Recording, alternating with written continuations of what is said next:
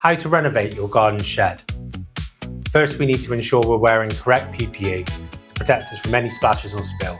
An overcoat, gloves and protective goggles are well worth putting on. To start, we need to give the shed a good brush to remove any loose debris. If your shed isn't new and looking grey, we can give it a new lease of life with Barrettine's Wood Reviver. This will restore the grey, UV weathered wood back to its original tone. Apply the Wood Reviver generously to the surface and leave for around 15 to 30 minutes, while agitating the surface with a stiff brush before rinsing. Once this is dry, and to combat any future mould and mildew, apply Barrettine's Mould and Mildew Cleaner, which is a fungicidal wash. Apply with either a brush or roller, allow to dry, then rinse 24 hours later after the fungicide has done its work. Now we are ready to have biocidal protection with Barrettine Premier Wood Preserver. Decant this into a paint kettle for ease and apply this to a dry surface. Apply with a brush or roller with the wood grain. The preserver will have protection from fungal decay and rot within the wood, and also protect the wood from wood-boring insects. It will also protect the outside surface from weathering, and its high-quality water-repellent resins will have UV protection from the sun. The colour pigments are semi-transparent, so the grain texture will still be visible. We're using the golden brown version here.